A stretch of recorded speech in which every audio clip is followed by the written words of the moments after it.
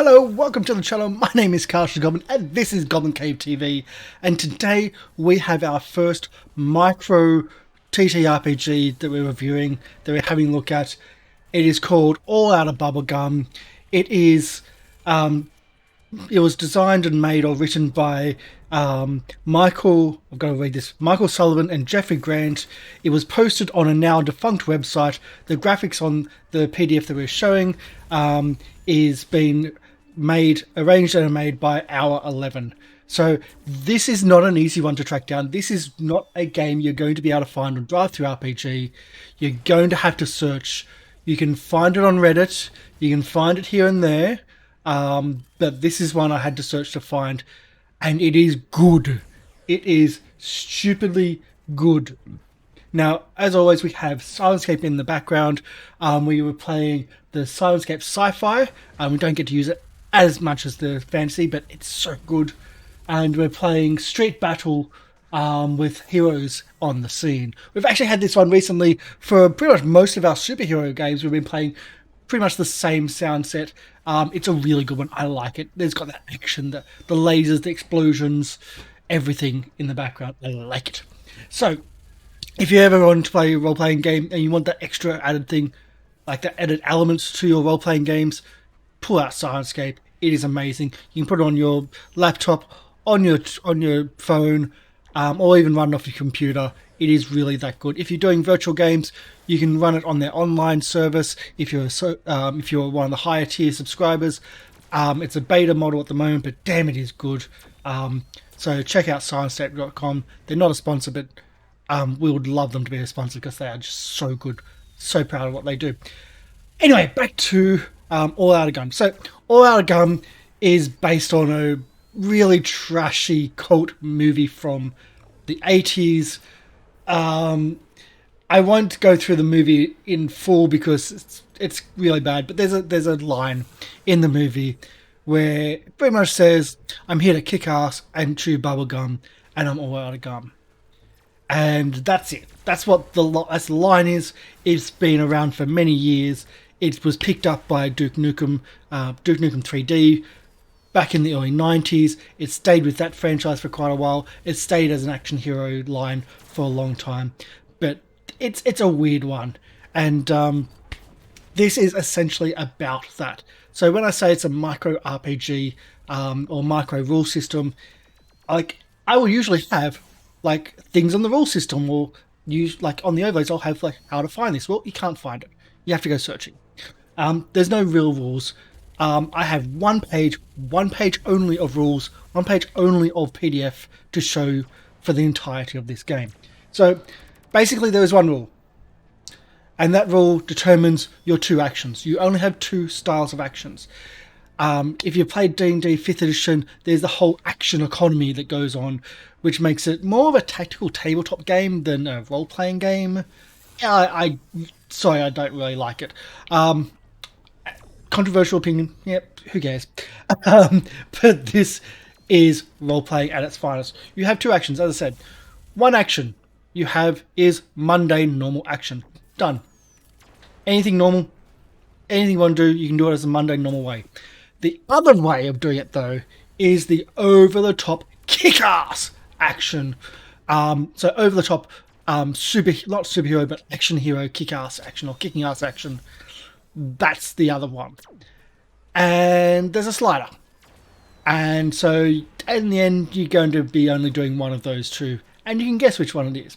So let's open up the PDF. The one-page PDF. There it is. That's it. Done. Now, let's do this. So the summary. All characters in Outta Bubblegum have one stat, bubblegum. It's technically a number which varies from 0 through to 8, although designers highly recommend that you do not do anything so banal as write down a number, and instead pass out actually sticks of bubblegum for the players. This will also help when you play Outta Bubblegum drunk, which is, let's be blunt, probably the only time you'd even consider playing this game. That is such a beautiful preface. It is, again, it's such a ludicrous game that you probably only play it drunk.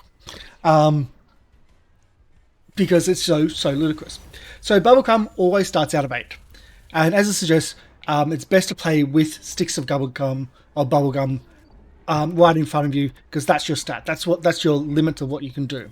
So the resolution, any action which does not fall under the broad category of kicking ass, is resolved by rolling a d10. If the number rolled is equal to or less than the amount of bubblegum the character has left, the character succeeds in not kicking ass. Any action which falls under the broad umbrella of kicking ass is also resolved in rolling a d10. However, you wish to roll greater than the amount of bubblegum you have left. So you start off with 8, and if you want to do a mundane action, you have to roll equal to or under that 8. If you want to do a kicking ass action, you have to roll over that 8. Losing bubblegum. Whenever you fail a non-combat roll, you lose a stick of bubblegum. You may also sacrifice a stick of bubblegum to ensure success. So what's that meaning is that if you fail a mundane action, you have to eat one of your bubblegums. Or at least move it away, move the token away, no more bubblegum. Or at least one less bubblegum. Which means that it's harder to do mundane actions, and it's easier to do kicking ass actions. You can also just voluntarily eat a bubblegum, or take a bubblegum away, to give you more success in doing a kicking ass action. So bubblegum also rates your damage. If someone else succeeds in a roll of kicking ass against you, you lose a stick of bubblegum. So it's also how much health you have. So if someone kicks your ass, essentially, you lose a stick of bubblegum, which means you're more likely to kick ass back. Brilliant little system. Here we go. So 0 bubblegum. This is when it gets a bit more weird. So 0 bubblegum, when you lose your last stick of bubblegum, you are officially all out of bubblegum. You may no longer attempt any kind of non-ass-kicking activity. Simple devices, say like handles of doors confound you. They're eerily enough that you have no problem field stripping a 50 caliber machine gun to clear a jam in 15 seconds. However, you automatically succeed in any ass-kicking related activity. You are nearly unstoppable. So you are a nearly unstoppable ball of bubblegumless fury. When someone else succeeds an ass-kicking roll against you, if they roll a d10. If they roll a 10, you are knocked out. If they roll 1 through 9, so anything else other than 10, they've just succeeded in making you more angry, if that's possible. So, however, bear in mind that that's relatively easy to trap a 0 bubblegum person in a situation that is totally incapable of dealing with, like someplace with door handles. So there you go. Think of your own damn adventures and campaign settings. That's it.